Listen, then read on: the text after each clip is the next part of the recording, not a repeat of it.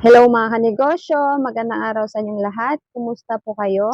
So welcome to my YouTube channel, Sari TV. In this video guys, ay share ko po sa inyo kung paano ako nagsimula sa aking maliit na sari-sari store. By the way, I'm Ja, ang all-around sa aming tahanan. Nanay, tatay, bodegera, tindera, estudyante, basta all-in-one. Dati nga pala akong empleyado na ngayon ay sinubukan ng pagninegosyo. 12 years na pala ako nangamuhan. Dahil 17 years old pala ako, nagtatrabaho na ako para makatulong sa hirap ng buhay. At sa tagal nga ng panahon na yan, marami akong natutunan at nagagamit ko na ngayon. Wala naman talagang trabahong madali, lalo na sa katulad ko na hindi nakakapagtapos. Kaya nga sinisikap ko ngayon na pagsabayin yung trabaho at pag-aaral. Mahirap kasi kahit anong sipag at sikap mo, hindi tataas ang sahod mo. Kasi nga fixed na yon dahil nakabisyon sa rate ng lugar. Hindi ka man nagugutuman pero wala pang kinsenas o katapusan, tinataktak mo na yung wallet mo.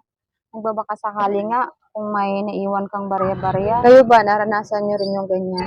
Maliban na lang siguro kung talagang professional yung trabaho mo dahil mas mataas yung kanilang sinasabi. Ang sinasabi ko lang, kahit nadoblehin mo yung effort mo, yung sahod mo, hindi madodoble. Pero pag nagnegosyo ka, malalaman mo yung sinasabi ko. Noong una nga ay ayoko magnegosyo dahil gusto ko lang mag-empleyado. Natatakot kasi ako na baka hindi ko kitain yung kinikita ko sa araw-araw. Pero sinubukan ko pa rin. At yun na nga guys, didisiplina ko yung sarili ko at nagsimula ako mag-ipon. Tuwing day off ko nga noon, nagtitinda ako ng pananghalian sa mga ka-workmate ko. Dagdag income na rin. Sipag at tiyaga lang talaga at tamang pagbabudget. Pero syempre, dapat malakas din yung loob mo. Kaya mong i-motivate yung sarili mo na kaya mo. Nung nakaipon nga ako ng 60,000, yun yung ginawa kong panimula. Sa mga unang buwan ko nga, nakuha ko naman ang katumbas ng sinasahod ko bilang empleyado. At masaya na ako doon. Bukod sa hawak mo na yung oras mo, wala ka pang amo. At higit sa lahat, naisabay kong asikasuhin ang pamilya ko. Nakakasama ko na sila. Di tulad ng dati. O siya, tama na nga.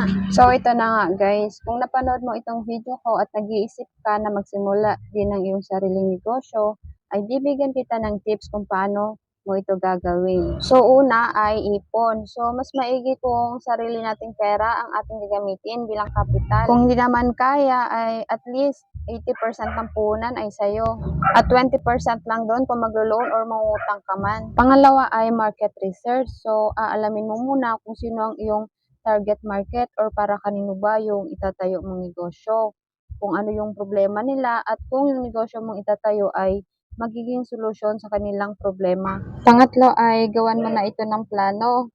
Ito yung pinaka-direction ng business mo. So, isusulat mo lahat yon at kung paano mo siya patatakbuhin at kung ano yung kalamangan mo sa mga kompetensya mo. Pang-apat na dapat mong alamin ay yung lugar o location ng iyong pagtatayuan.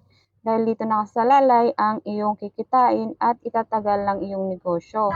Mas maraming ang tao, mas malaki ang potential mo nakikita. At panghuli nga po na kailangan mong i-consider ay kapag po kayo ay mangungupahan. So, dapat po ang mapili nyo ay hindi ganon kataas yung renta. Para kahit na kumita kayo o hindi, ay hindi kayo malulugi. So, yun lang ang aking tips. Hanggang dito na lang mga kanegosyo. Kung na-inspired kayo, ay gusto ko lang sabihin congrats. Huwag kayo matakot magsimula. Kung kaya ko, kaya nyo din. Thank you for watching mga kasari. See you on my next video.